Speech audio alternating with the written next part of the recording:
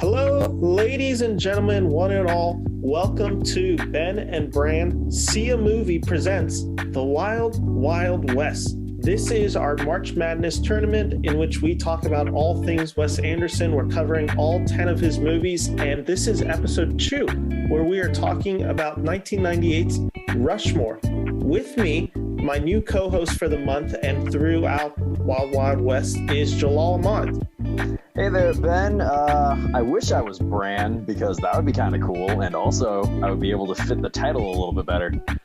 Yeah, I know. We were talking about, do we change the title to Ben and Jalal, and then the acronyms became a thing with the that'll happen. The B and the J, and then the search that's a great history restaurant. They have beer and root beer. Yeah. And then the search function just causes a lot of problems. Then I get flagged on YouTube, and then if we're no longer child-friendly content, it just but then we can start arguing against copyright law, and then we can be famous. Yeah, I know. It added a lot of court in my future, which I was not looking forward to. But Jalal, thank you for being here. Yeah, happy to be here, Ben. Pleasure. We have been friends for quite a while now. I would say probably closer to a decade than I'd say 9 years. I think we're at 10, 9 or 10, which is kind of crazy. I think we became friends in 2013. So yeah, it's kind of crazy that I've known you for now like a decade. I know, right? When I said that aloud, I'm just like, no way, I haven't known Jalal. And then I did the math. I'm like, no, it's been about 2013, 2014 is when I met you. We watched each other's facial hair grow in a little bit better over the years. Yeah, well, I watched yours, and then mine's is still coming in one day. Well, I believe it will. Mine's bad. I shave, but that's fair.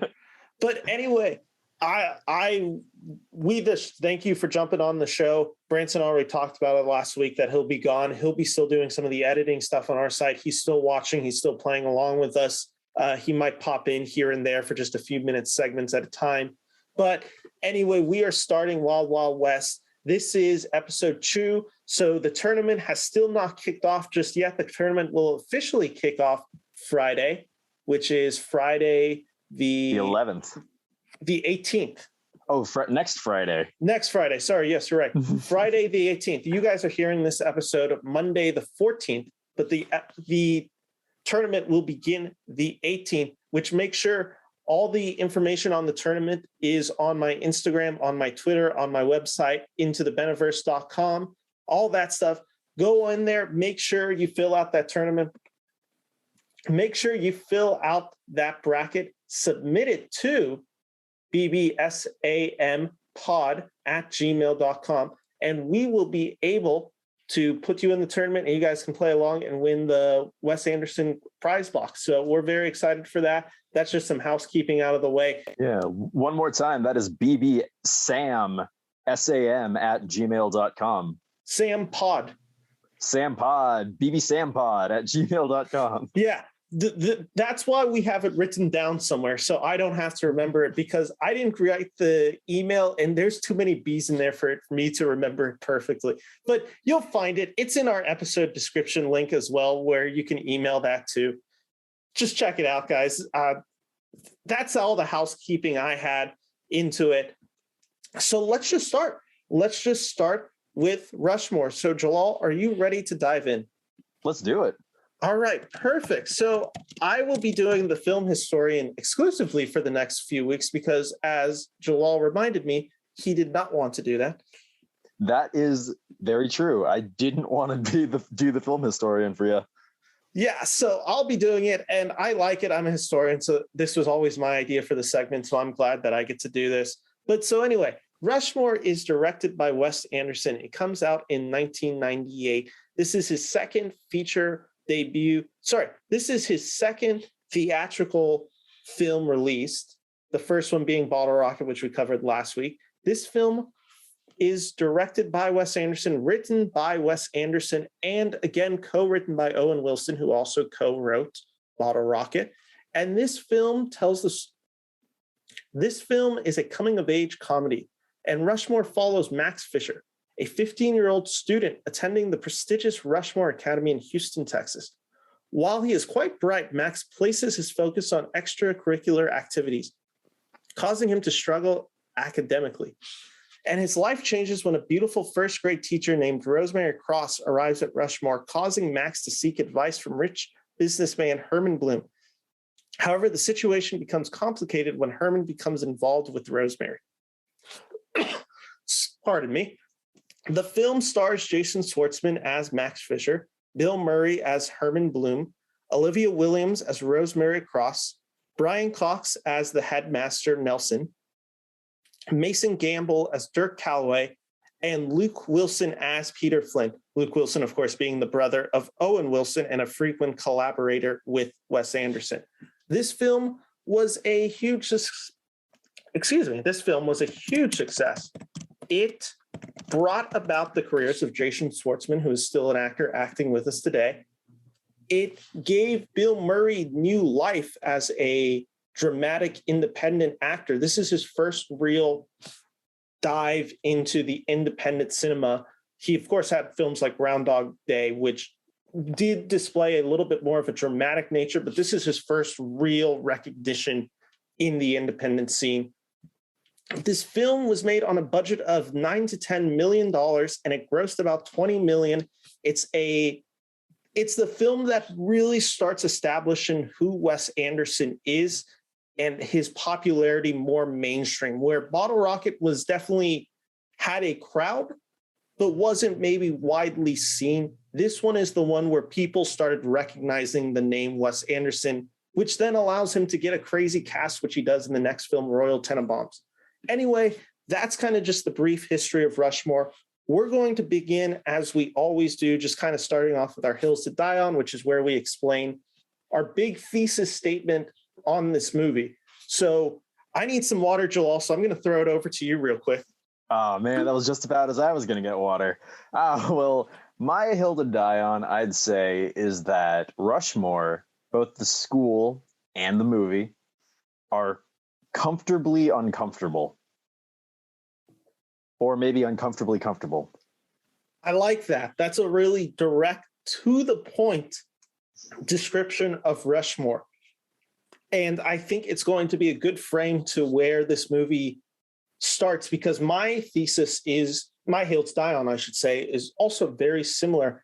I found Rushmore really delightful. I really like this movie. And a lot of, while watching it, I had this kind of inner turmoil going on while watching it, trying to detach something that I felt was maybe didn't like versus what I liked, and just kind of remembering it's a movie and there's a lot with that in play. So my thesis is I think this movie is really well done, and it does blend what Wes Anderson does so well as a filmmaker of the absurdity with the uncomfortable with the comedy. It's all mixed kind of seamlessly in this movie. Oh, absolutely. So this film, Jalal, 1998's Rushmore. Let's just kind of start off with this film where it begins, because the beginning is always the most comfortable place to start. It's where Branson and I always do some of our best work, is the opening. Beginning? Because the beginning, the first 5 minutes. So the first 5 minutes of your podcast are always the best? The first 5 minutes, and then after, it's a train wreck after. All right, you heard him, guys. Log off. Yeah, get out of here, guys. What I found so endearing about this beginning of this film was that we are kind of lied to start the film, where we think Max Fisher is something else until we then see him as he really is. We believe him to be this really brilliant mathematician who just solves the hardest problem ever known, which is a funny playoff. I don't know if it was a direct playoff or it was just influenced, or if it was just a happy coincidence. It feels very much like Good Will Hunting when Matt Damon's character solves the crazy, complicated math problem. I don't know. They come out at the same time, so I don't know if that was either an homage or probably more likely just a coincidence, a lucky coincidence. But what works so well is you think Max Fisher is one thing, and then we actually see him for what he is. And I think exploring somebody through their daydreams tells us a lot about that character. What do you think, Joel? I would agree. I was thinking very similarly. One thing I might add, though, is that if you look a little bit into Max's dream, it's not just the math problem that he solved being incredibly complicated. It's not his delusions of like grandeur that he is smarter than everybody. It's that everybody turned to him to solve it. Mm-hmm. So it wasn't like he stepped up and did it on his own, or like, to prove that he's smart. I think in his fantasy, everyone in the world relies on him. Yeah. And he builds this sense of importance about himself. And that is shown throughout the movie with him starting a bunch of the clubs, because it seems like that school can't function without him. Yeah. And I think there's a little bit more even with that psychosis that builds on that idea where you just said, where it's also a character that we are seeing struggle to fit in. So he makes all these clubs to kind of get like his friend group / be a part of something, because he's essentially a kid that gets on there with a scholarship. He doesn't have the money that a lot of these kids have coming to Rushmore. So he has to do a little bit more to like, in that daydream, he sees himself not only as the person they turn to, but also one of them, I think. Interesting. Okay. I like that. I would argue, though, that in the following scene where Bill Murray's character is basically trashing the kids at Rushmore, being like, y'all, those who are not you, take them down. I think with him setting himself as the leader and then juxtaposed with that next scene with the following scene being Max talking to Bill Murray about, what was it? Yeah, that he agreed with him. I think he sees himself as apart from them rather than one of them. I think to him, they are all beneath him. Yeah, I agree with that. I think there is a transition that happens where I think the thing with Jason Schwartzman's character, Max, that happens in this film is we're seeing a 15-year-old boy, which means his personality is still being developed. So he attaches on to certain people and how they kind of perceive and act. And I think there is a cynicism that comes with Max because he's hanging out with Bill Murray's character, who is Herman. Yeah. I think that like naturally blends together. And what I like so much about this movie is I don't know if this movie works if it just follows Max. I think the movie becomes special with the addition of Bill Murray's character as Herman. Okay. I would agree, but like, I mean, they're kind of co-leads. Obviously, it's Max's movie. Mm-hmm. The film is like, it's not split between those two, but Bill Murray has basically like the second most amount of screen time. Mm-hmm. So I don't think it's really a matter of if it would work or not. I think the film was very much built around needing two of them. You're right. It is very much built on that idea. I meant more on the side of, I think the film's emotions hit stronger with the character of Herman being who he is.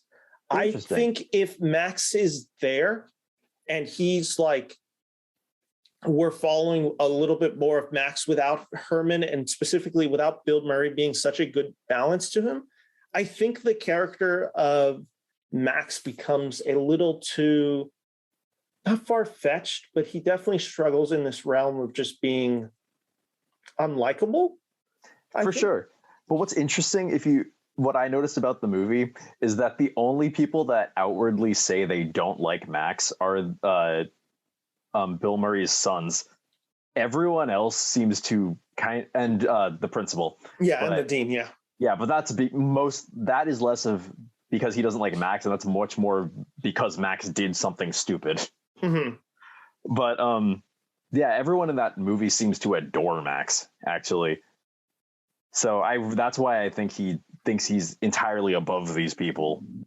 Yeah, there's definitely a little bit of an ego thing with this character. Oh, and I think a little bit. I think it's mixed with ego / being a 15-year-old, which means you do kind of think you're hot shit at that age. Yeah, so there is kind of the struggle with him kind of coming to terms with who he is, while also it explores something that I think when we're talking about Wes Anderson, we see it so focused is we see characters struggling with their emotions. And specifically, a lot of Wes Anderson films center around grief.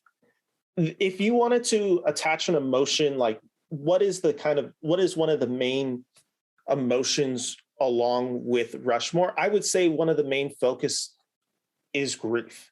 This film explores it in a really heartfelt, beautiful way that allows these three characters to be kind of unlikable at times and characters that you wouldn't necessarily root for, but you're rooting for them because they're all going through their own things and they've all had tragedies befall them. And the three characters, I should say, are Herman, Max, and the teacher, Rosemary Cross.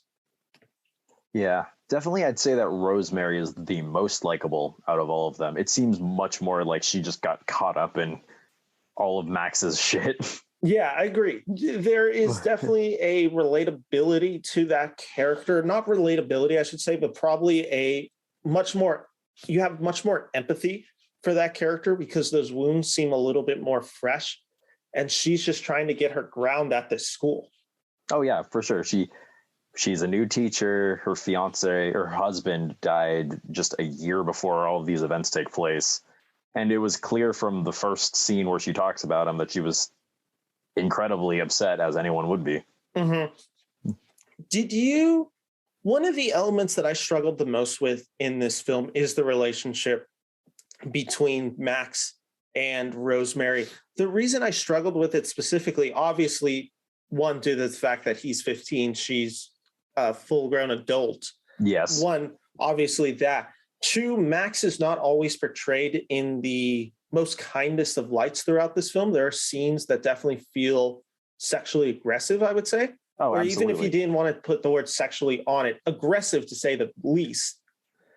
And I think it's a part of Wes Anderson's style to explore something that maybe isn't as stated as much. I mean, looking back at when Branson and I talked about Royal Tenenbaums, that's a film that discusses two characters having an attraction to each other, even though they're kind of siblings.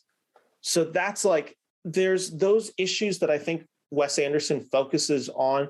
And I think it's intent that this film is awkward, because other films, you watch it, specifically older films in the 20th century, you can watch them and you're just like, that doesn't age well.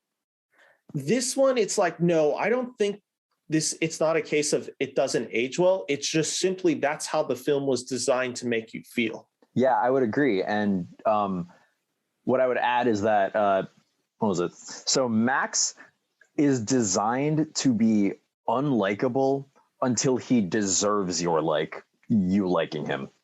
Until he learns to treat people better throughout the entire film, he's painted in a pretty harsh light, hiding the fact that his dad's a barber because he's ashamed of him. The being really, really flirtatious with his little buddy's mom, even though he was saying nothing would happen between them, not denying it. He's doing all of these things so he can grow from the experience. So you're not supposed to like him until other people are supposed to like him and not praise him and believe he's a god, actually like him. Interesting. I had kind of the opposite experience with him. I found him quite charming until Rosemary comes into the picture.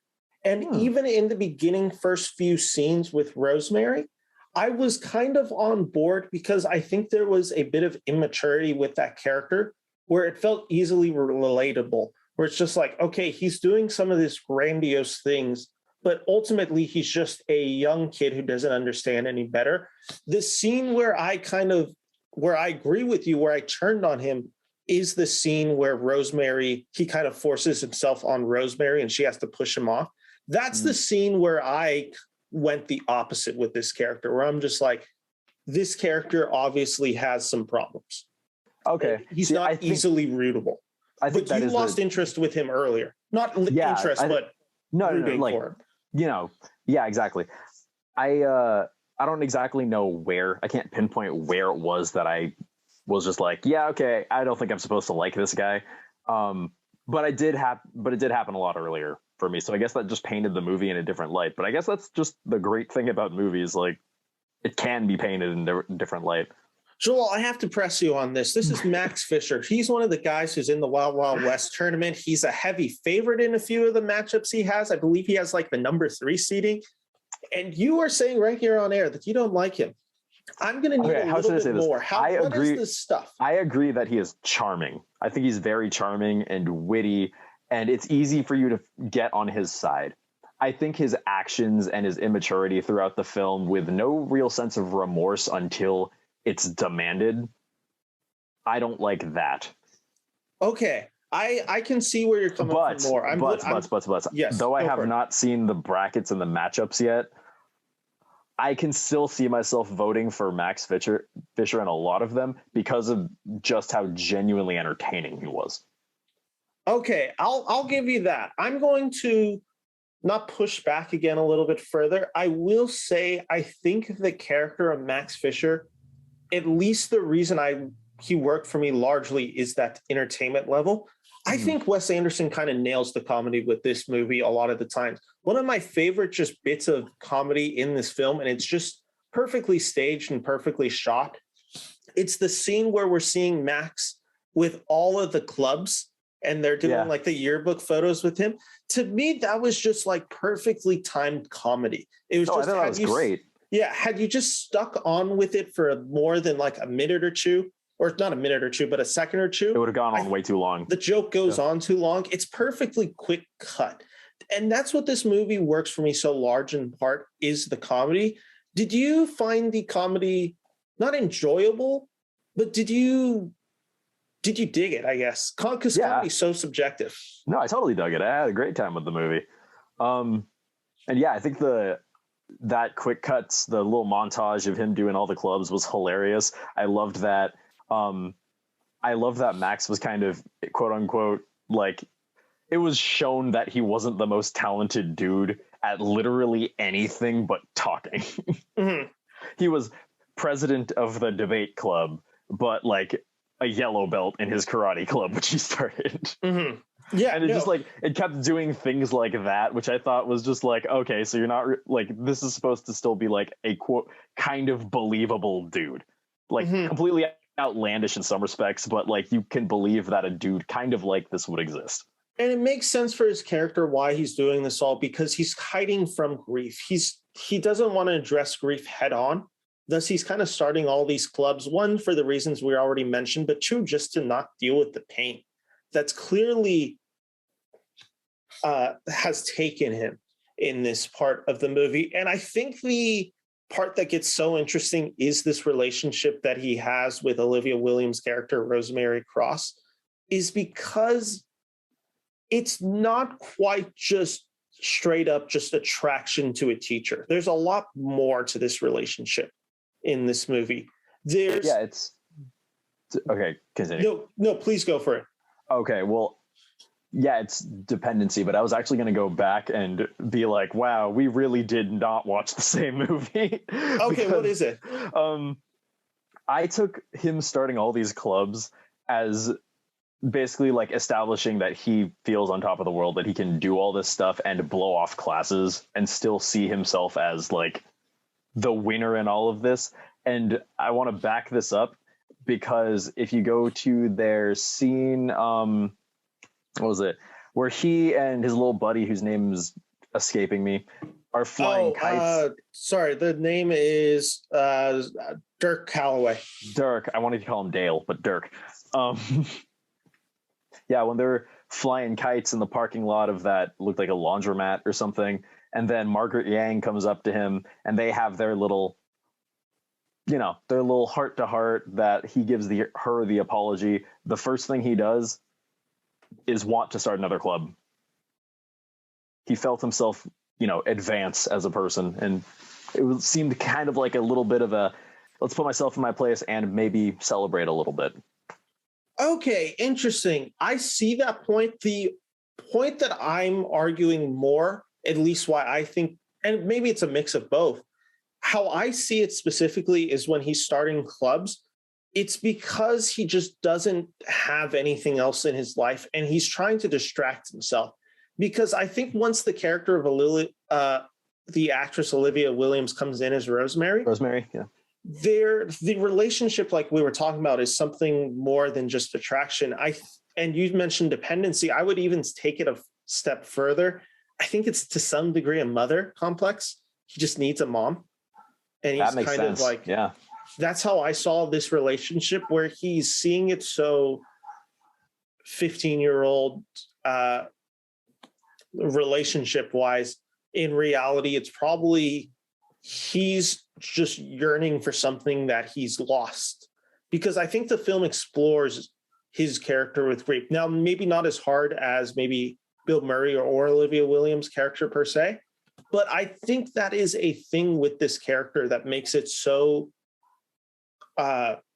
that's where I think I was still on board with some of the character motivations, where I'm just like, we're watching a character kind of grieve and process trauma. I see. I actually really like that. That does actually sway me a bit more to your side.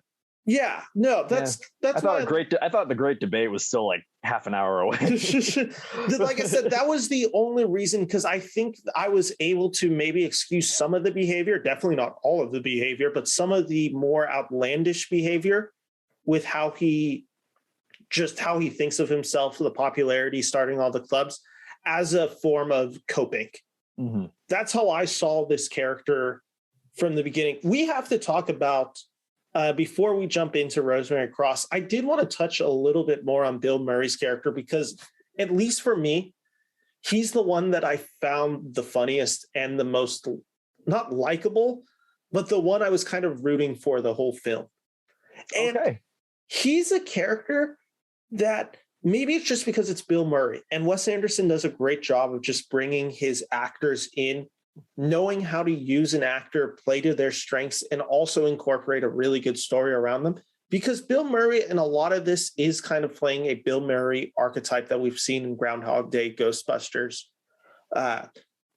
all his early comedies in the 80s, and even to a degree his character on SNLs that he would play. He's definitely a kind of aloof at times. He is very cynical. He's very sarcastic. He's kind of just gets to be an asshole without like reprobation. And that's kind of what his character is. That reminds me very much of his character in Ghostbusters, where the character of Ghostbusters just is so over the top high on himself and has such a huge ego. In this character, though, we see a lot more sadness. A lot of that ego and / just way he presents himself is rooted in grief. Herman hates his life. Yeah. Like point blank, this guy is depressed. Oh, yeah. From the moment you see him. Yeah. And I think what Bill Murray does so well with that is, even in the really comedic moments with Herman, they're all rooted in this sadness. Just this, there's scenes where it's just like, how could a character kind of have this war with a 15-year-old? And it's like, well, the only way, at least he's feeling something. Yeah, it's kind of that. It's just like the only reason he would do that is because he's in this state of mind right now, where it's just like, it's something to do in his life, and it's something that's bringing him joy in a world that is otherwise kind of just crushing him. Yeah, I think what's something you got to keep in mind with that character is not once does he yell. Is that true? I'm pretty sure. I don't know. I could be remembering this wrong, but I honestly probably am remembering this wrong. No, now that you say it, I can't remember a scene where he kind of loses his cool. Yeah, he's very, even when like the whole thing where Max cuts his brakes and he's like gliding through the school, he just has this look on his face, just like, as long as I don't hit anybody, it'll be fine. He's so indifferent. That's what I love Bill Murray as an actor in this movie. He can just kind of play it so straight. Yeah, everything, when he tries to drown himself in the pool, which was, I guess, foreshadowing for how Rosemary. Oh wait. Oh no, go. I never follow a script in following the story, so go for it. Yeah. When so it was a cool, neat little detail when you somebody asks how Rosemary's I keep wanting to say Rosemary's baby, but Rosemary's husband died. He drowned, and I didn't notice that. That's a really good. That is good foreshadowing. At the beginning of the movie, Bill Murray tries to, like, it's kind of jokingly, but he kind of tries to drown himself in the pool. That's the thing with this character. You can never tell where he's joking and where the seriousness begins. Yeah, I thought it was just more like I'm going to jump in and just, if I don't come up, okay.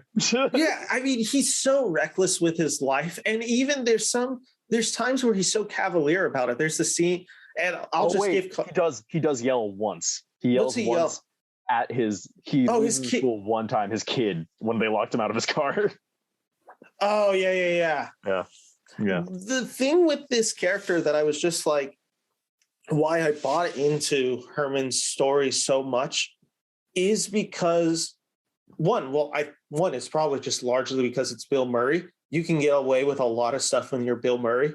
That's just very straight true. up, just like, I'm going to be entertained watching Bill Murray on screen. Exist. Yeah. So I'm just like, that guy's an interesting presence and he's a really great comedic foil for anything. But it's more specifically, there's like scenes where this character is so cavalier about everything. There's one of my favorite scenes in the film is where, and let me just give some context. Herman in this film is attracted and is dating Rosemary's character, Rosemary being the teacher. This leads to Max having a fallout with Herman, and it begins this kind of war between the two where they're kind of just feuding throughout. One of my favorite lines in this comes a few scenes later, where Max and Herman have this meetup, and Herman's like, oh, no more pranks or no more anything like this. And he's just like, I was trying to get that tree to fall on you. And he looks at the tree, sees how huge, and he's like, that would have crushed me. I would have died. And moves on. Like, it's just like, that doesn't mean anything to him. Yeah. There's just a directness to that character. I always think it's really interesting when a character is just, he is who he is presenting himself to the audience. And Bill Murray's so honest in this performance. No, absolutely. It was very easy. I don't know if this just says something about me or Bill Murray's acting, but it was very easy to project onto Bill at times. Yeah. It was like, I get it. Yeah. There are just moments where it's just so relatable with this character where it's just like, I understand, because his kids are just kind of the worst. They are. And I think it's all from perspective. I kind of doubt these kids are actually as bad. And it's also, they're having a really hard situation with their parents being divorced and literally their father not caring about them in any terms. I mean, this father pays no attention to these kids. I can't even name both of his kids. Well, he admits to not knowing which one's which, so I don't think we you're right. There's no emphasis placed on these kids. What I find so interesting also with what Bill Murray does is with this character, it's so grounded in this kind of self-absorption where he doesn't seem to appreciate what Rosemary is going through until they kind of break it off. Like he's like, I don't know how else to describe it. It's just like, he's very self-absorbed. I found this character at times very self-absorbed. Yeah, he's very in his own world. Like, he never thinks about like how his actions will affect his family. For one thing, he dated Rosemary while he was still married. He was kind of just thinking like, if I got divorced, my life would probably not be much different.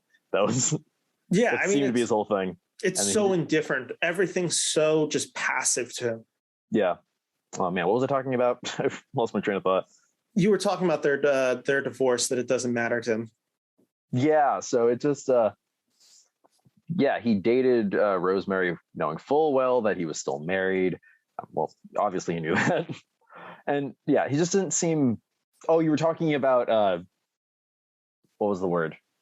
What was your word? Passive. No. Indifferent. No. I do not remember. Self-absorbed. Self-absorbed. Okay. Okay, yeah. Yeah, he obviously seems very self-absorbed because his actions to him only affect him. He was going to drown himself. He didn't really care too much about him dying in the... I don't know. He tried to avoid the kids while driving, which I guess is a +1 to him. I agreed. This character is just he's so in his own world, it feels like.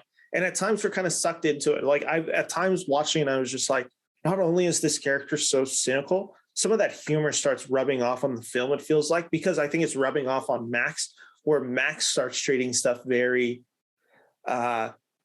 sarcastically or just like with indifference, which was a motivation that I saw, not necessarily motivations, but it is that younger person being what's the word, when he leaves an impression on him and he starts taking after this personality. Let's talk about the character that I actually think, and we'll talk more about the Wild Wild West bracket in a few minutes, but she's the one that I think could actually do some serious damage and make it a lot further, maybe than her seeding suggests, with Rosemary Cross. I loved everything they did with this character. Like, just straight up, I thought she was a really interesting character. I thought she was easily rootable. I think the things, and there are some, when I talked about not everything aging perfectly, and I think that is to some degree the intention of this film, was never meant to age because it was wrong at the time.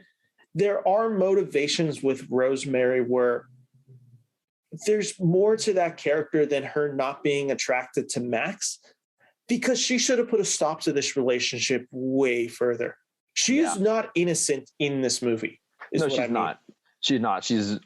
I don't know if she's as, implicable as Max, but no, it's clear that she is at fault as well. Yeah, there's a struggle for her to put boundaries. Yeah, but just like with Herman and Max, you also get where she's coming from. Yeah, she's lost her husband.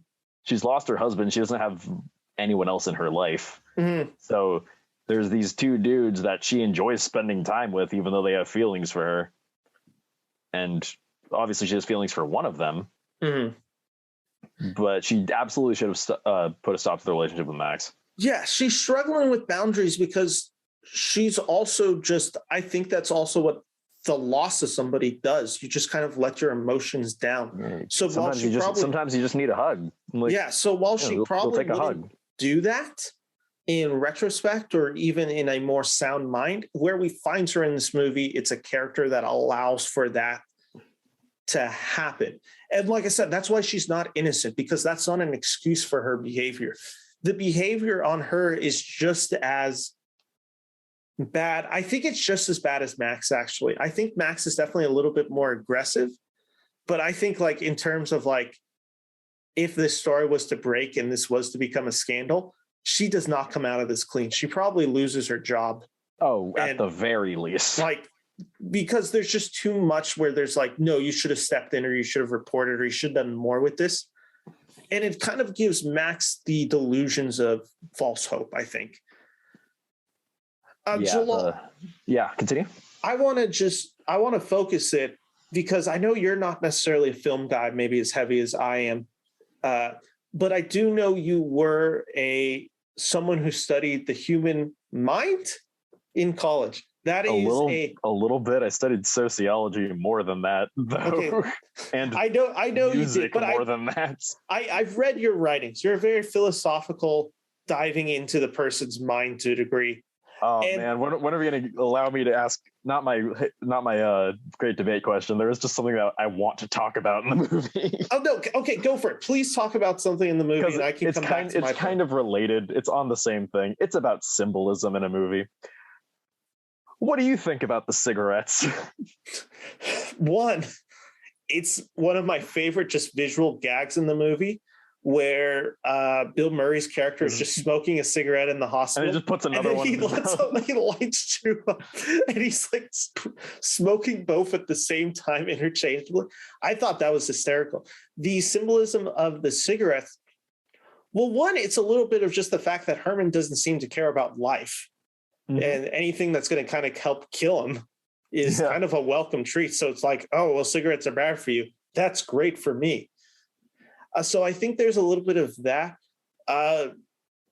What did you see? Because that's the big one that I'm seeing. When I was watching it yesterday, I was just like, there are so many cigarettes in this movie. So I was like, I'm just going to pay attention. I'm going to just see when they come on screen. And I still couldn't really think of something, because every time I came up with something, it seemed to be in another scene where it contradicts what I would previously thought. And I was like, okay. And then I was thinking, maybe a cigar is just a cigar. Maybe it is just a visual gag. And then literally on my way home driving today, I was thinking about it again. And I think I've come up with it. Okay, go for it, because I'm interested in hearing this. So, yeah, I think it's either maybe a cigarette is just a cigarette. Which is kind of the absurdist humor that Wes would put into a film, where it's just like, contemplate this and it means nothing. Yeah, exactly. So that's very possible. Or it symbolizes a character's low point. And that's the one I thought of on the way home today. And what I'd say is at the beginning of the film, the first person you see smoking a cigarette is Herman. He's depressed. He's at kind of a low point in his life. Mm-hmm. The next person you see smoking a cigarette is a little bit later, and it's Rosemary. And the first thing that Max says to her is, when did you start smoking? And she said, I don't know, 5 years. And then he's just like, you really shouldn't do that. Mm-hmm. So that kind of tipped me off. I was just like, I wonder if they're smoking cigarettes when they shouldn't be doing things. That's so I was thinking, okay, I like that theory, because I'm inclined to believe the second one. The second interpretation of a cigarette in this movie is that it's at their low point. Because that's what I'm like getting. Oh, okay. Sorry for jumping in too early. Oh, yeah. You're all good. You're all good. So yeah, and then you see Max smoking cigarettes at a couple of times. One of the times after he got kicked out of Rushmore, and another time is when he's really depressed after, I think Rosemary told him to screw off, to slag off, whatever. He's carrying bags of hair from his dad's shop, and he's got a cigarette in his mouth. And then, you get Bill Murray after the post-divorce with 2 cigarettes in his mouth. Yeah. Okay. Yeah, I agree with you. I'm not saying I agree with you, because I don't know which one you've leaned towards. I'm much more on its character's low point. Okay. That's because that's where I am at. And I will say for Max's, I think it's served something else. And it's, again, that just connecting to the adult figures. I think Schwartzman's character is also kind of doing that, in the sense that he's like, well, all the adults in my life seem to smoke cigarettes when they're sad, and I'm sad right now. So it's, again, this kind of impression thing. That's very good. That definitely supports a lot of what you were talking about earlier. Yeah, I just like... Dang, man. Your writing has been getting better too. Have you checked it out, guys? It's pretty good now. It's pretty good. Thank you. It's just, to me, with this character, is I just at times feel with Schwartzman's character is that he is so he's so easily impressible. Is that how you say it? Impressionable. Impressionable. Thank you. I'm always mix words up on the show. It's just with that, it seems like that kind of just supported my argument, where I was just like, this character at times seems to struggle with the personality. And that's also another thing that when I was thinking about this movie, I thought about him making all the clubs. I think he does a little bit of everything because he doesn't have a passion about anything. Oh, I like that. And then at the end, he, dedicates himself to the thing that got him into the school in the first place. Plays. Yeah. And I think interesting. There's something with plays, I think, where that seems to be the thing he cares the most about. He seems to have a special attention placed on plays, and that seems to be the one he's always returning to. Mm-hmm. Maybe it's because this is me interpreting his motivations.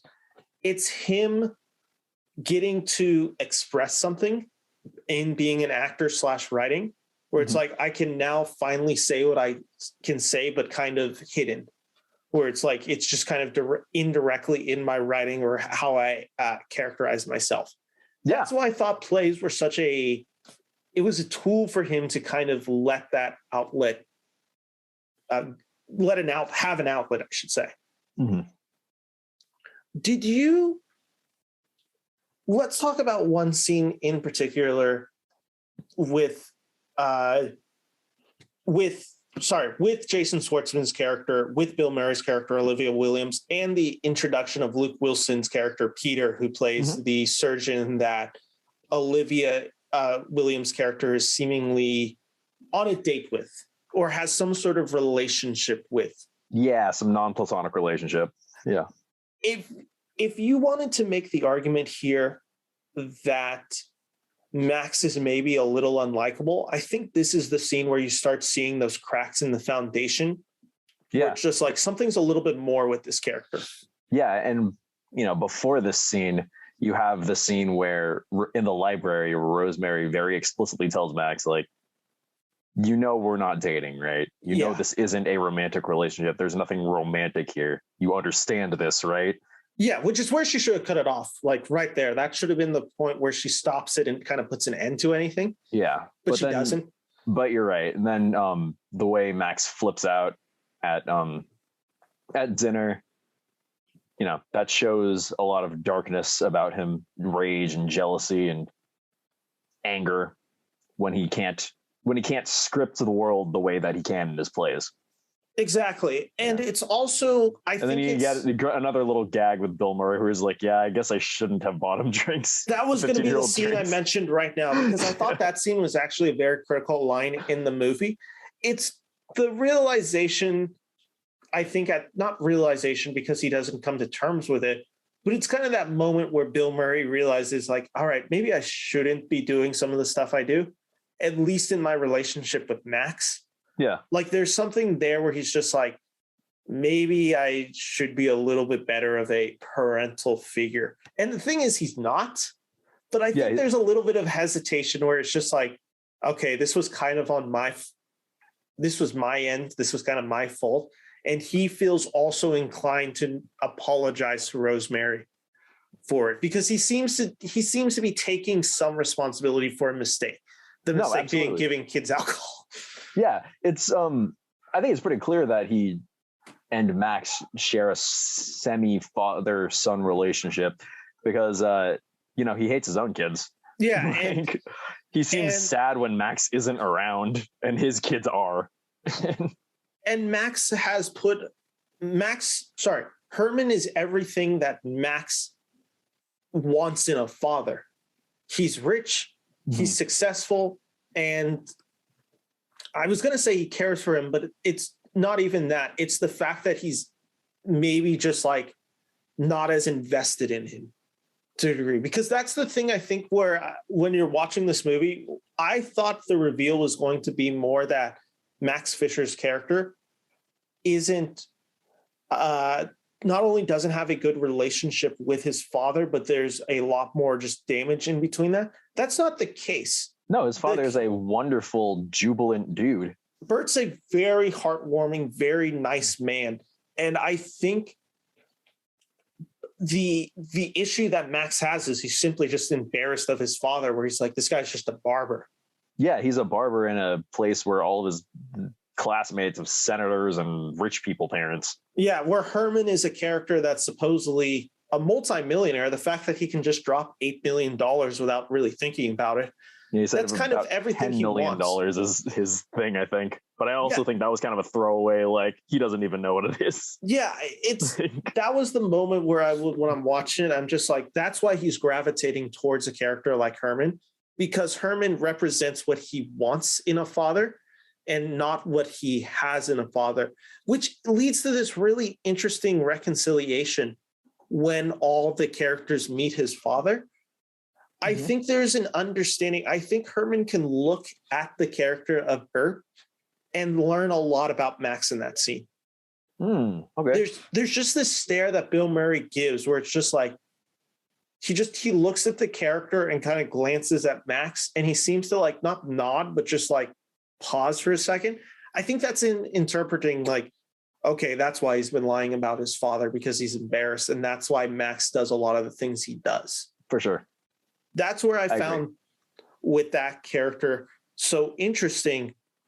It's because they're, like I said, all these characters are in different points in their life. The scene that we mentioned earlier where I lost myself rooting for Max and I'm just started to see behind the charisma is the scene where he just kind of forces himself on Rosemary. That's a there's no black or white about that, or sorry, there's no gray zone about that scene. It's full on. He kind of assaults her. No, he does. He's sexually assaulted Rosemary. Yeah, that's a very not just dark scene for that character, but it's also just the turning point for Max, where I think that would probably be his lowest moment as well. Mm-hmm. What's interesting is this is where I talk about where films sometimes age differently. This is one of those moments where I'm watching it where I'm like, okay, we're clearly not supposed to be rooting for Max's behavior. Yeah. But I do think how we see everything, especially in the 21st century post-Me Too movement, is maybe that scene didn't put as much condemnation on Schwartzman's character as it would now. After watching this film now, I'm just like, this character is really unrootable, and I really dislike him now. Okay. That's where I thought I didn't think the film placed the condemnation on him that you would typically expect a character like this to deserve in a scene like that. It just kind of felt like a passing moment, and it's very crucial to the film. And it is a low point for him, but it doesn't seem to reconcile with the consequences. He never gets a moment to really even apologize for his actions in there. I didn't know if that was intentional or not. I'm actually going that wasn't intentional. And had that been shot today, I have a feeling Wes Anderson would probably approach that scene differently. Mm-hmm. I think that's the struggle of a male filmmaker coming in and writing a scene like that without maybe the context or feelings of women having to experience that. Yeah. I think, one of the most important things that the Me Too movement did was bring context into this kind of stuff. There is, taking away the gray line, really defining things. I don't really know what I'm getting at. I agree with you. No, trust me, I get it. And it's a weird line to rock, because the reason I bring this up is because I think it's going to be a theme we're going to see these next few weeks. And I already mentioned it a little bit in Bottle Rocket, where Anderson can struggle with his female characters at times and not know exactly what to do. And I think when you hear people talk about, like, this is why representation matters, and this is why it's important to have all types of people in a creative room, in the writing room, it's for scenes like this where it's just like, I think had you honestly had a woman in that scene, or a woman in the co-writer seat, or just even one who looked at it maybe a little bit more closely, I think that scene looks really different. Interesting. That's probably, because to me, that was the moment where I'm just like, that's the moment where I'm just watching it like, that doesn't age. Like, just because I felt like at that point, Max never gets to redeem himself in the film. Like, to me, at least in my impressions of Max, there's like, that's the moment where he's lost all credence and respect from me. And he never gets to, nothing he does in the film even gets close to reconciliation with it, because he kind of just repeats those actions throughout. It's not a one and done thing. He does it again. Yeah, I thought that. Which moment are we talking about specifically? Because I'm lost. The moment I'm specifically talking about is when he's in the classroom. Okay, that's what I was thinking. And she kind of throws him off. Yeah, that's what I thought. Okay. It was between that and then when he's goes into her house and in the bedroom. Yeah. Yeah. I'll transition to that one. One last thought before you jump in, because I want to remember it before I lose it, is it's also the first scene where they're in the classroom and she kind of throws him off, that we're reminded that Max is a child. Because one, she kind of throws him off really easily. Mm-hmm. And then he starts pouting and like throwing a tantrum. Yeah. Where I think it's supposed to be like visually representation. It's a visual Good Lord. It's a visual representation of a child, I feel like, in that moment, where it's just like, oh, that's what he's acting like right now. And no, absolutely. Anderson portrays him as one. No, yeah, he is a child. And exactly. He is a child. And it is easy to lose sight of that. But I feel like, the movie had a few reminders throughout it, just little lines here and there My favorite being the 5'3", 112-pound kid. Yeah. Like, I don't know. I don't know. I felt like you're supposed to kind of keep that in view for most of the movie, but I also felt differently about Max for most of the movie.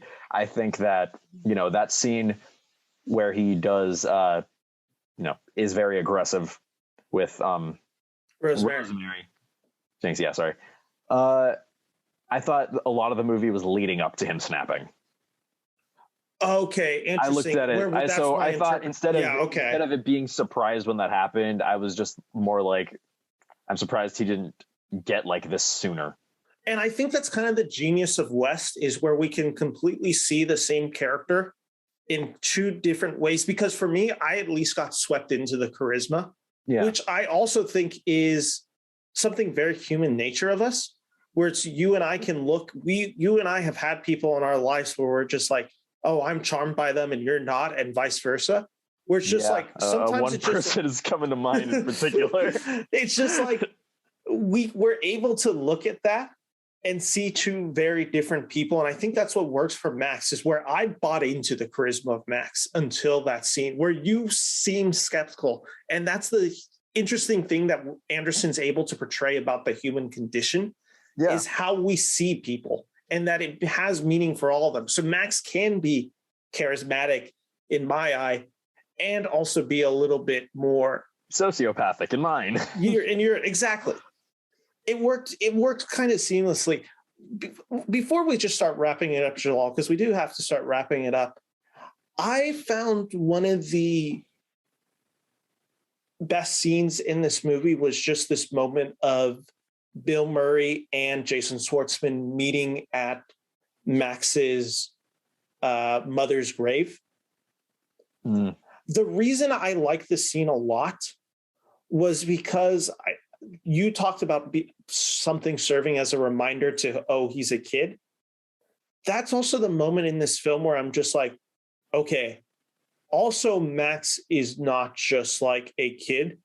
He's a kid who's kind of gone through hell at this point, losing his mother to cancer at the age of 7. And this is coming from somebody, I worked with kids in the social services.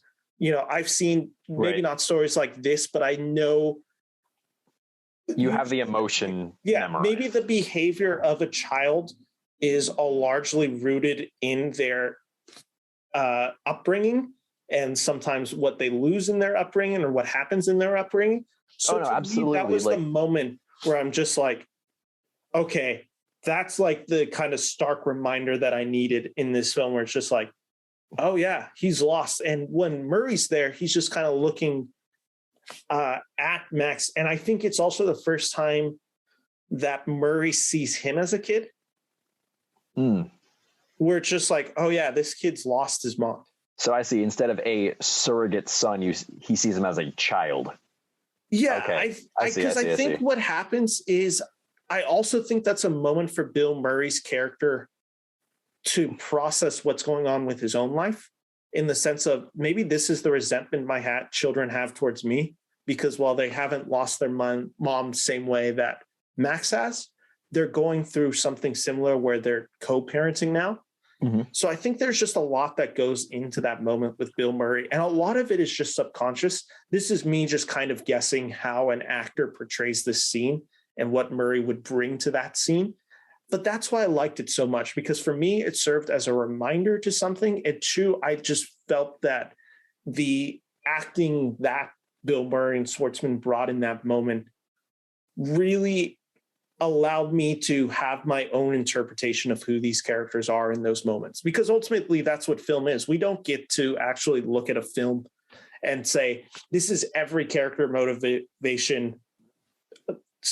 Let me rephrase that. Tommy Wiseau will tell you differently, that you could see a character motivation through everything that he does in a film. How most films work is that it's just like, oh no, a lot of it is the subconscious that we're exploring, and a lot of it doesn't come out. It's moments like these where I'm just like, okay, I like that I got a little bit more of this character depth. No, absolutely.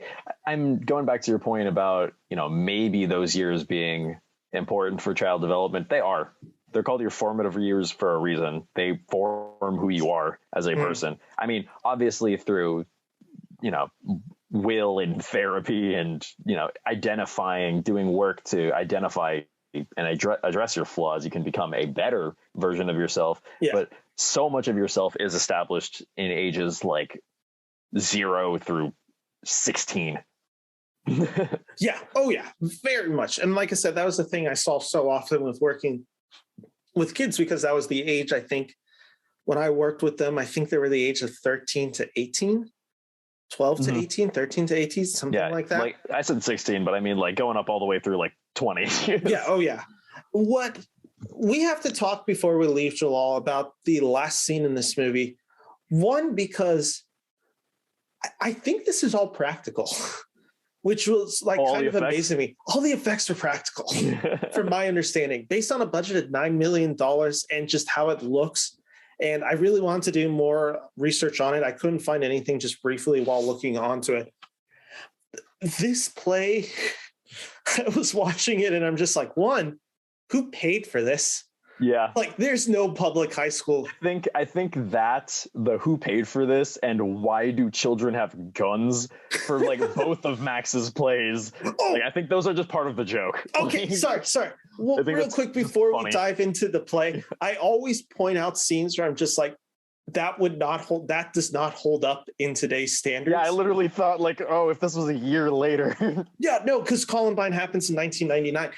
More specifically, the moment that I'm just like, oh, this is played for such laughs and this would not be played for laughs, is the scene where Max gets the BB gun. And it's like, I have one more thing to do, or like one more score to settle, whatever he says. Yeah. And you just see him marching to the school with a gun. And I'm just like, oh, 1 year later, that joke is not funny and well received. Yep.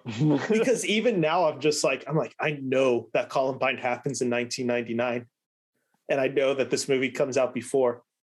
Watching it, I'm like, oh my God, that joke does not play. That joke did not hit for me. I was just like, oh. Yeah, I was just like, maybe just, yeah. But I think the Max getting access to, like, there were fake guns and there were fake explosions, but like access to this insane high budget stuff is just part of the joke about like how he is such a sweet talker and can get whatever he wants. I'm going to ask you a question that I'm still kind of formulating in my mind, and it came to me when I was watching the movie. All right, when you formulate it, ask away. At any point watching this play, and maybe even some of the other grandiose things that Max does in this, did you ever feel like we were watching his interpretation or his view of the play? Of times. Plenty of times. That seed was actually planted in my head on the first scene. Okay, that's why I'm wondering. Oh, me?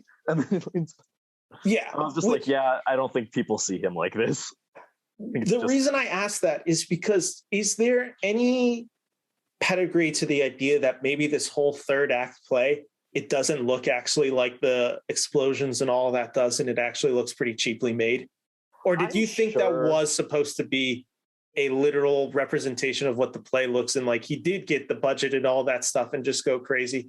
Okay, go for it, because I'm still formulating. I would like to compare this question to all of those creepypasta, like, oh, actually, Hey Arnold was a kid's dream who's like, sure, you can say whatever because you can't disprove it.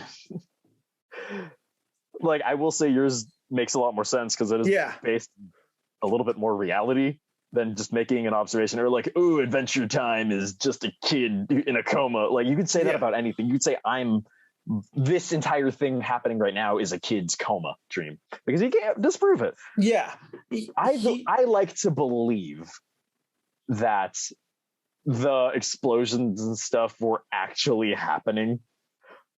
Because you believe like one of the gags is that they actually, you can't hear the dialogue, but the people put on the big like noise canceling headphones anyway. Like, and then the safety goggles and stuff. And also it's just funnier if the play is actually like that. I It's just agree. way more entertaining. I agree. I'm going to argue that this scene is actually all not based in reality. I am Okay. going to say that the play does happen. It is about Vietnam. I'm going to say it looks about 100 times cheaper based Okay. on a few things. One, and it's that really key thing you said at the beginning where we know Max daydreams and kind of sees what he wants to see and Mhm. have people view something the way he wants it to be viewed. So in this scene, of course, he wants to make it this magnum opus on the Vietnam War that also explores Herman's time in Nam. Yeah. I think, Love is war. That's one of the big themes of this. yeah, I think there are a few other points that maybe help disprove it. The second one being, of course, that it is a public school. Yeah. That's a huge thing where I'm just like, the budget just doesn't make sense. The turnout seems a little crazy for a high school play. I mean, there's literally, and maybe this is the moment where I'm like, this feels a little fantastical, is the scene where the police are just sitting there and we haven't been introduced to any of these police characters and they're talking about needing more police there. That just felt like a moment where it's just like, oh, him envisioning this opening night. Like, Yeah. oh my God, like the town's here and they need to send the police here more to help like contain the excitement in this room. That's where I thought it was played a little bit more fantastical. So that's why in my interpretation of the scene, I'm just like, okay, we're watching Max's play in his head, not actually what it looks like. Oh yeah. Because also, one last point, because sorry for just cutting you off there. The one last point that I bring up is also nobody seems crazy impressed. Like, not like they seem impressed with like with his magnum opus, as he calls it, quote unquote. But like, there's just the scene where intermission where Herman's just smoking a cigarette outside and him and Rosemary are talking. Nobody seems surprised that like the production value that he's bringing into it. So they all just kind of seem to treat it like, oh yeah, that's good. Where it's like me watching it as an audience member, I'd be like, that's crazy. Yeah. And like no I one don't know. seems to take it that way. Like you can totally believe that. It makes sense. I just choose to believe that it's like actually happening because I think it would be hilarious if that was like a thing that people just didn't react to. It like in this version of Earth, you could have public schools with insane budgets that are run by a 15-year-old who's a freshman first of all. Yeah, and it plays back to Anderson's comedy, which I think is based in a lot of surrealism. Yeah, it's a lot of absurdity, which I think is like, so it makes sense if this actually is happening to me. Where to me, and I don't know how familiar you are with this director's work, where there's moments of it where I just see the inspiration of a Woody Allen in the writing and just the way it's presented. And this to me, it felt like one of those moments where Woody would just kind of break reality and just say like, oh boy, like if only this was true. Where he's just like, where we're just kind of seeing his fantasy play out, where it's just like it like Woody Allen gets to be I'm blanking on the actor who's in Casablanca, Humphrey Bogart, where he gets to have this fantasy where he's Humphrey Bogart. And then it's just like, oh, well, it's not. But like for a lot of the film, we're like seeing it from that perspective of if he was a Humphrey Bogart. That's why the scene reminded me of where I was watching and I'm just like, okay, we're now watching parts of the film where it's like, this is Max watching it. And this is how Max envisions it. And we get to follow along as the audience in it. I think also, though, regardless, is the reason the core of this play is to some degree him acknowledging and apologizing to Herman. Yeah. And maybe emphasizing with Herman, like, oh, dude, you went through like Nam. Like, that's another thing we didn't touch about this film. They explore Vietnam in this film, which is like a lot of Nam, right? Yeah. Were you in the shit? Yeah, I was in the shit. Yeah. A lot of this film is like rooted in grief.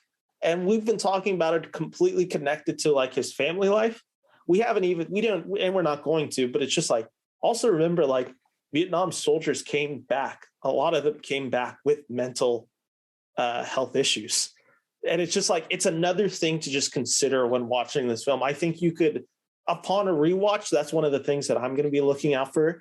One, the idea of just like daydreaming and just fantasy, what is true, where's the unreliable narrator, and two, also just knowing what I know about these characters, looking for those beats, like, okay, where does some of that sadness root from, like maybe his experience in war, like is there While you do that, I'm just going to keep a tally of all the cigarettes. Yeah, because there's also like, I mean, war is literally, as you mentioned, a theme of this movie where it's just like, is he kind of reliving his glory days by just being in this kind of war with this 15-year-old, where it kind of reminds him of like maybe the shenanigans that he would play in Vietnam? That's where I was just like really curious about this film, because I remember watching it and just thinking like, wow, they just say he's in Vietnam. Yeah. But like without any other line. Because that was the reason I thought of that, is because when we were in the play, in the third act, the finale, and it's just like in Vietnam, I'm like, oh yeah, isn't like Herman's in Vietnam? Like that's not something they really explored through this film. So it's just like this moment that just like is brought to light, where I'm just like, that's a really bold choice of Anderson to root the third act big play in Vietnam for a line that kind of feels like a throwaway line. Yeah, I thought it was just a throwaway line until I saw the end. But yeah. But so anyway, before we leave Jalal, I'd be chagrined to... Is chagrin the right word I'm looking for there? You got to finish the sentence. Okay. I don't know, man. I would be chagrined not to talk about the final moments of this film. Chagrin was not the word you're looking for. What was the word for. I was looking for? I think you just want to restructure that sentence. Okay. I'd be remiss. I don't know. Remiss. Thank you. Remind me what chagrin is. Chagrin is just like dismay. That's right. Yep. Okay. I used to have this calendar of the day. Like so I'm like, I would learn words. Yeah, I would learn one of those. I would learn words, but sometimes I would learn words and just not remember exactly what they do. So chagrin, I think, was definitely one of those, because I remember like specifically all my writings would include the word chagrin for a while. And now I'm just like, how do I actually use that in a sentence? Hey man, I remember when we would get our be verbs counted in sophomore year English, and I started using exists as to replace the word is, because we were getting graded on that. Wait, what's a be verb? Like is, am, are, be. Wait, they don't want us writing in that? That's passive voice, and most of the time it is better to write an active voice, but passive voice like has definitely very much has its time and place. Okay, yeah, because like in some cases that would be considered passive voice, but is that where they were specifically grading us? Because we had the same sophomore English teacher. We did have the same sophomore English teacher. So like I'm trying to remember. He or she graded a number of essays.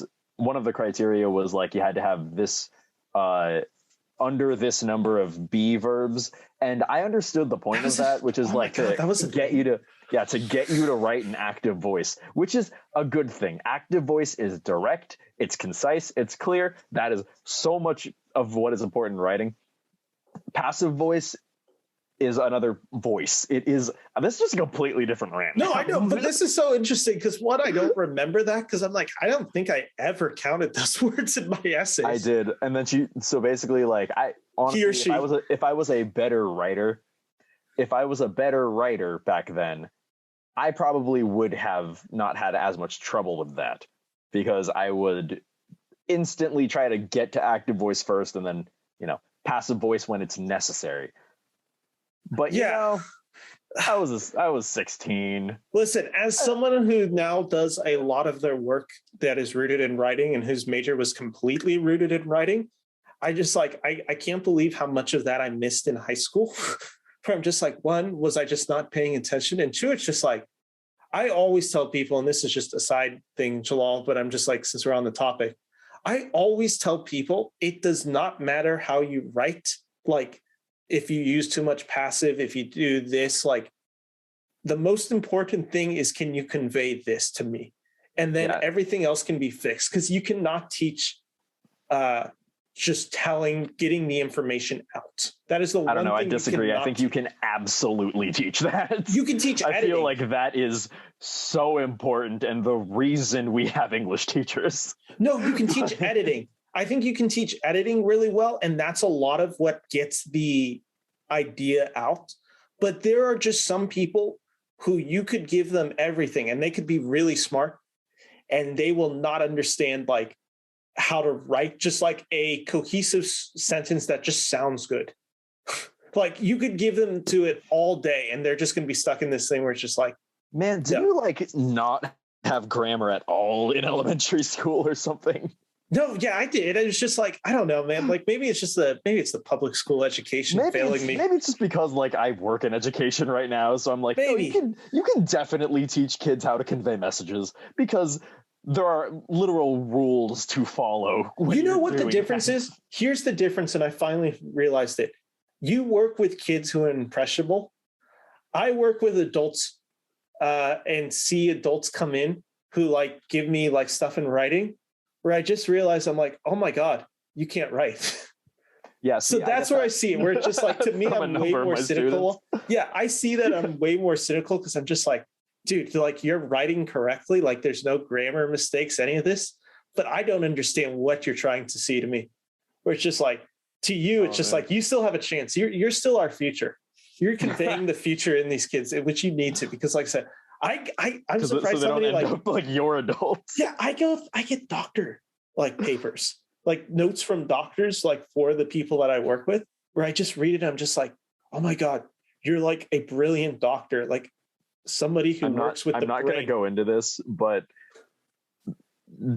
being talented in one respect does not mean you're going to be a good writer. I know some people that are incredibly talented STEM computer programmer people that can't write a sentence. Yeah, I know. Trust me, you and I, our college experience was like 99% papers. And so like we're used to this kind of stuff. It's the thing where it's just like where it's like I'm consumed by writing, and then for like probably a lot of the average population, it's just like I just need to be able to write and like send an email out. Where it's just like, to me, it's just like I don't know. I think for like 10 minutes before I put out any email, which is probably an issue with my point. Regardless, we're gonna jump back into this. I want to leave your viewers with one last tip. Yeah, go for it. Okay. Hey, all you current and future writers out there, when in doubt, shorten your sentences. It's the key. Editing is so key. Taking out is more important than putting in. I will tell you that much. Nobody wants anything bloated, which is something I love with Wes Anderson. I love that all his films are about an hour and a half to an hour 40. There is no room for bloat in these movies. It's a great feature of a movie. And scene. Moving on. Let's just end it with this last moment in the film with the dance sequence between Max and Rosemary. Give me your impressions. I didn't like that. I didn't like that the movie ended on the two of them holding hands. I didn't like it. This is that issue where it makes me kind of dislike the characters more, but I like the movie more because of the scene, if that makes sense. No, I get it. I understand. I just didn't like it. I get it. I liked it. I thought it was a fitting ending to those two's relationship. Okay, explain why you didn't like it. And I just didn't like that those two had a relationship. Okay. Really hated it. Here's where I think it's just like that makes this, it gives complexity to these characters. And I'm going to, while I'm talking, pull up a quote from somebody about this movie that I really wanted to read. But anyway, the reason I liked this scene in particular is because when I was watching it, I think it's a moment where I'm just kind of sitting there and I'm like, it's kind of hard for me to determine what Max's motivations are. Like, even to the end where I'm just like, is he doing this all to impress her and try to win her back? And that's where I liked it, because I like I always kind of like when a film leaves me. You like the ambiguity? I like ambiguity. I like that in my films. I just like being turning and twisting with it, because I think it makes a film way better on rewatch. Oh yeah. No, I think it lends itself to rewatchability when you make something this ambiguous. I've heard people kind of suggest that this is them kind of moving on, and Yeah, it's that's what them just being able actually to kind of dance and yeah, I just was gonna without it. make a joke about how them hanging on to each other is them moving on from each other. But yeah. Yeah, and why I there's this really interesting moment, and it's a really beautifully acted scene from Olivia Williams where she just kind of looks in the eyes of Max, and there's pain, but also a little bit of joy. And I think you could interpret that as maybe something a little bit more cynical, which it's a completely fair analysis of it. Here's the analysis that I liked, and I read this from another filmmaker, Martin Scorsese, who I think most people who listen to movie podcasts know who a Mr. Martin Scorsese is. But he says, and I'm just going to quote from his article, he writes it in the Criterion collection of this film. Anderson has a fine sense of how music works against an image. There's the beautiful ending of Rushmore when Miss Cross removes Max Fisher's glasses and gazes into the boy's eyes, really the eyes of her dead really the eyes of her dead husband, as the Faces Ooh La La plays on the soundtrack. That's why I think I like this moment, because I'm like, I like the ambiguity. I like that this scene means more than a dance. Mm-hmm. And I also just like that it just doesn't allow Rosemary an out, I guess. I like that there's something more with this character where it's just like, even for maybe the briefest of a moment, she feels an attraction because she sees her husband in it. Same way that he sees her maybe as a mother figure to some degree, that codependent relationship we talked about. She now sees the qualities that she loved in her husband in somebody younger. Yeah, she I mean, what was it? She was making fun of Herman in one episode, or not episode, one part of the movie. And she also says that, like, she was making fun of Herman for being boring and saying that, you know, her husband had all this spark and ambition and blah, blah, blah. And then she also says in another line, no one has reminded me as much of my husband as you, Max. Mm-hmm. And so I think that is kind of, I don't know. I feel like that little look is a little bit more explicit than it was implicit. I feel like there wasn't as much to ponder there. I think she saw her husband in him, at least for a flash. Like, no doubt. No, I agree with that. I think that is the point of that scene. I just liked that it does leave it on a note where you're just like left wondering, because I think while her motivations and what her character feels in that moment are clear, I think it doesn't make it as clear for Max. Okay. Did you interpret the film as him trying to do this whole play to win back Rosemary? No, I actually took the play as him trying to win favor from everyone he's hurt, like an apology in itself. Which is why that goes back to the point I made at like very toward the beginning of this podcast about you know, how Max has to earn. He had to earn my trust. Mm. You know? He takes a lot of steps backwards, but I feel like, you know, that is his big apology moment. And what I like about his previous apology to Margaret Yang, Margaret doesn't outright forgive him. No, she doesn't. Kind of like moves on. She's like, okay, that's settled.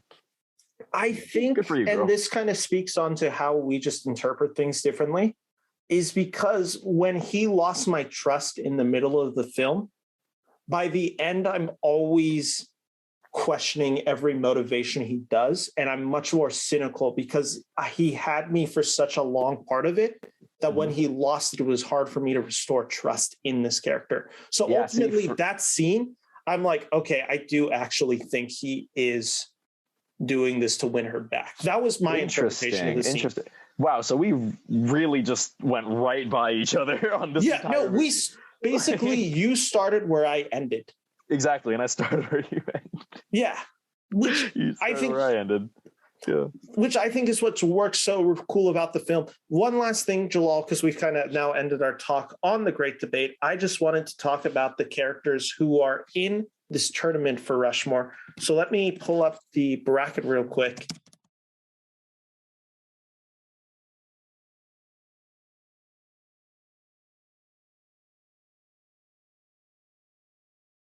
At this moment, Jalal, just because I want to be careful in case I know this episode's pre-recording before it debuts. So matchups might change between when we're recording this episode to Friday, the 11th of it releasing. But at the very least, I do know who's in the tournament. And without knowing matchups, just based on characters, who do you think could make a run through it, even just non-depending of matchups? The characters in this tournament are Herman, Nelson Guggenheim, who is the dean. You have Max Fisher, who I can confirm is the number 1 seed. You have Dirk Calloway, and you have Rosemary Cross.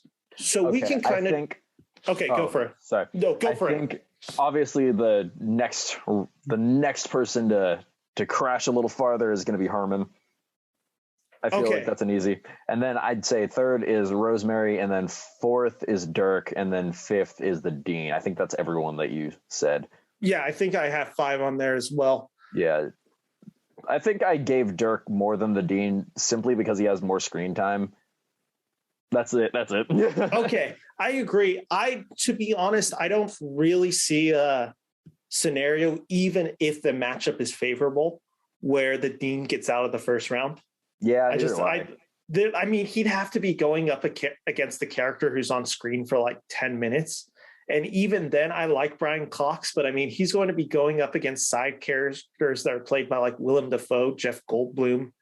So he's fighting an uphill battle there. Yeah, so it's going to be hard to believe that. Maybe if he gets one of the Isles of the Dogs, which let me confirm, actually, I can confirm. Hey, man, maybe the dean is like the Kings. Everyone will root for him anyway. Yeah, they could, but it doesn't mean they're going to get a win. Okay. He will be going up against the character of Dimitri from the Grand Budapest Hotel. So I haven't watched the Grand Budapest in a while. I need to rewatch it for the matchups and for this podcast. I still think Dimitri wins ultimately.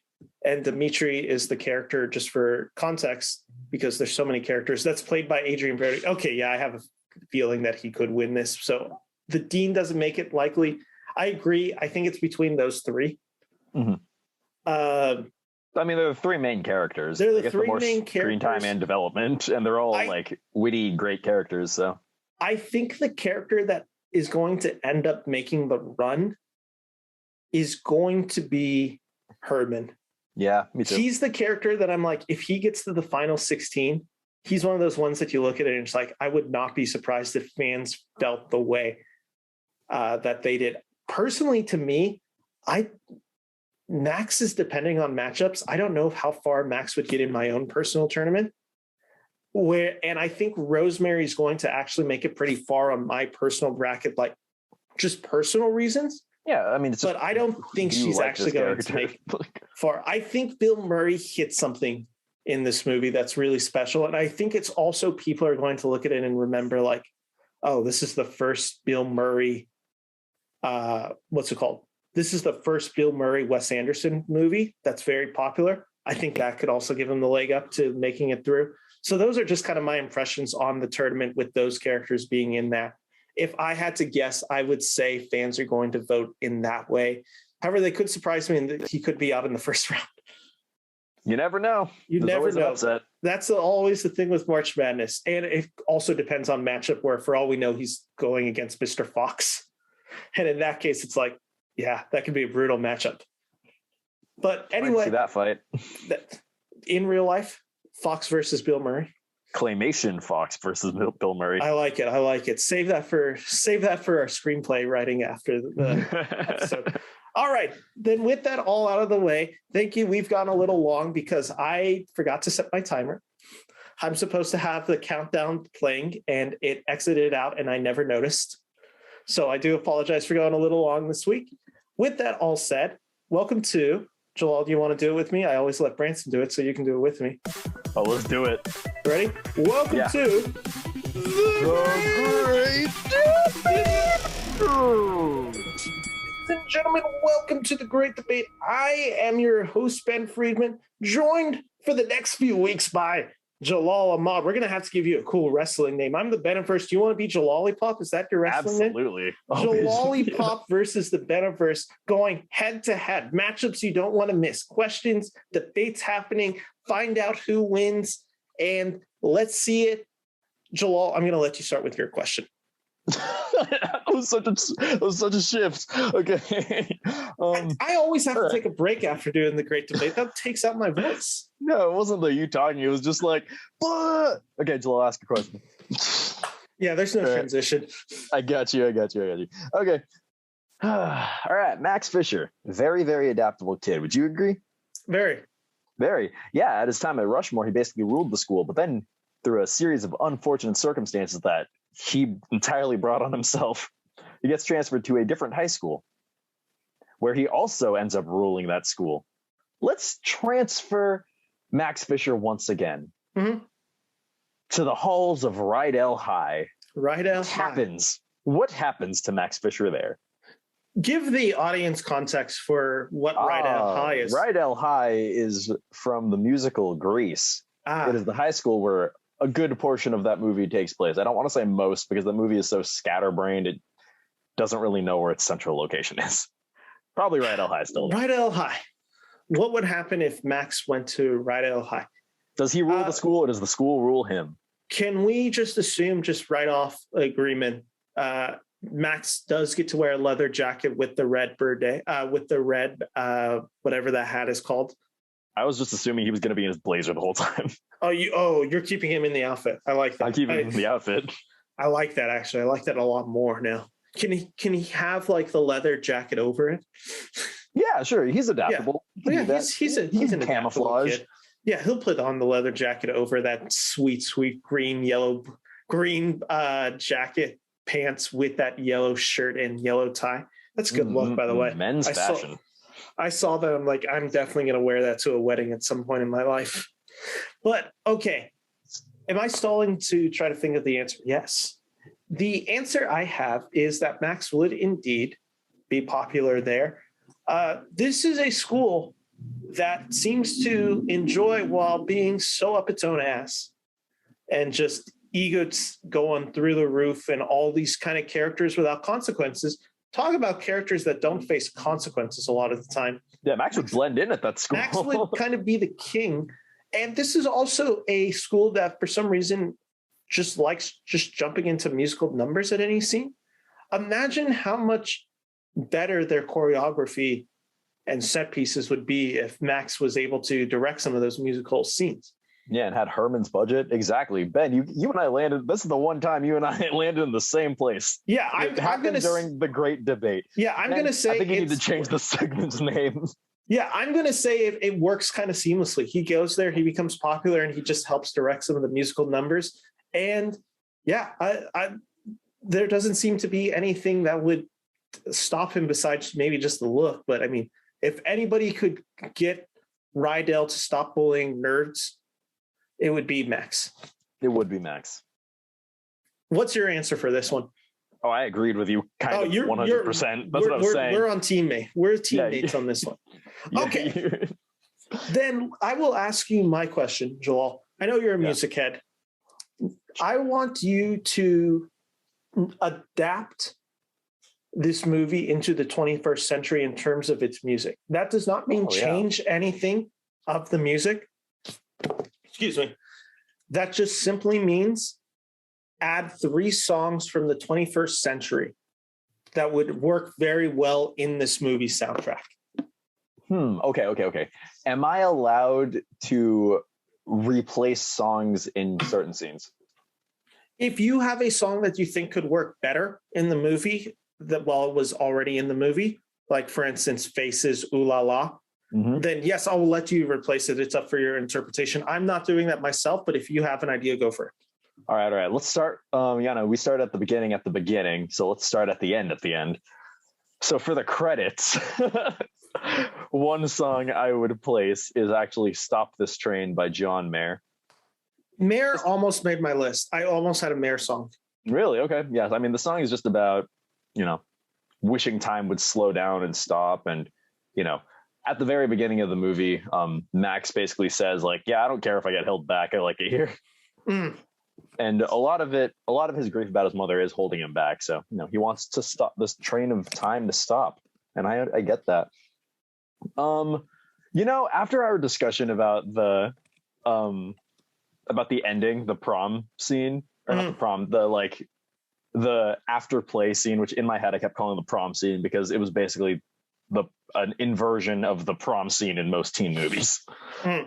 And so my original answer for that was because Ben actually gave me this question ahead of time so I could have a little bit of time to prepare.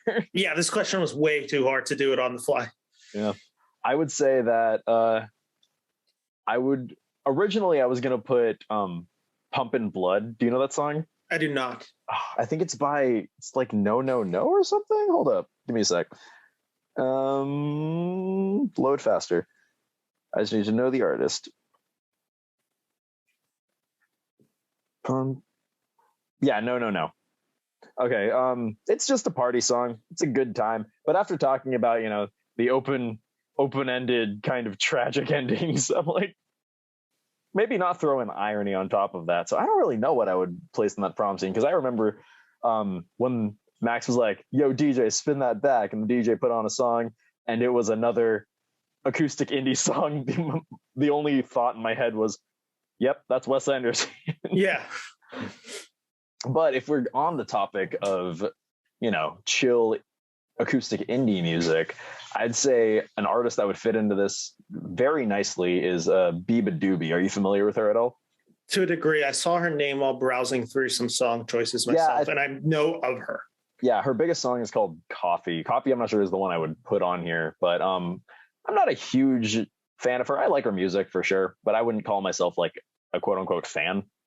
Yeah. But a lot of her stuff is down tempo, fingerpicky acoustic music, which Wes Anderson really seems to revel in. And she does it really well. And I think a lot of her songs, namely Art Class and Everest, both recommendations if anyone wants to check out, would fit in very squarely. And I guess with both of those, that brings me to 3. So back to you, Ben. Okay. I had 3 to 4 artists, and I think I'm going to go with the first 3, and I'll mention the 4th one. The fourth one that almost made it in was I had She Moves in Her Own Way by the Cools.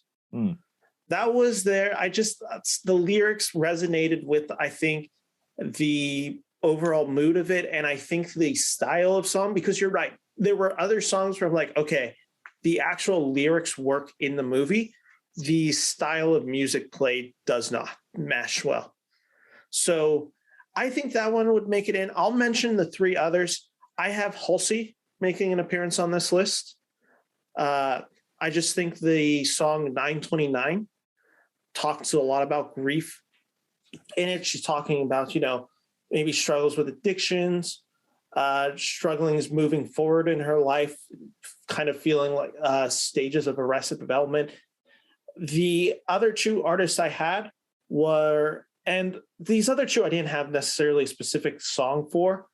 I had Frank Ocean. Okay. I think Frank Ocean had a similar feel, and I think he can do a little bit softer with certain of his music that I think would lend itself very well. If I had to choose a song, I did write down Bad Religion from Frank Ocean. And finally, the last band would be the Lumineers. Okay. They have, I think, that overall kind of indie, little bit of folk, sometimes notes of rock in there that I thought suited it really well. And in this one, I chose the song Flapper Girl, which I think is just can serve as a visual. I think it would be able to service the story very well. Again, these are 3 artists that I know all of them. I was just trying to think of because they're not necessarily the artists I listen to the most, but I'm just like, okay, I like Lady Gaga. None of her songs would necessarily fit in here. Yeah, you and I went in different directions on this question. You went more thematic, and I like lyricism. I went a lot more of what would fit what would fit the actual aesthetic of this movie. Yeah, so that's why I ended So up you and I going- went differently on this one too. Wow. I went Halsey, Frank Ocean, the Lumineers. Those are my three bands, singers that I chose for my list. So those are mine. And that's the great debate for this week. So thank you guys for joining us for this episode of Wild Wild West. We will be back for our next episode, which will air in a few days. That episode will be the Royal Tenenbaums, which if you've already been listening to the show, you know we've done this episode. We're just simply re-releasing that episode to kind of keep in theme with Wes Anderson. I should have a little just like side note on how the tournament's going, maybe just breaking down some stuff, just kind of updates on that. But besides that, it's going to be the exact same episode you've heard. And then the following week, we will be back for The Life Aquatic with Steve Zissou, where Jalal will be joining me once again. Happily, might I add. Yep. So with that all said, thank you guys for listening. Thank you for checking out Wild Wild West. And we hope you continue listening for the next few weeks as we dive into the films and characters and all things Wes Anderson. Thank you so much for joining us. Thank you. Bye.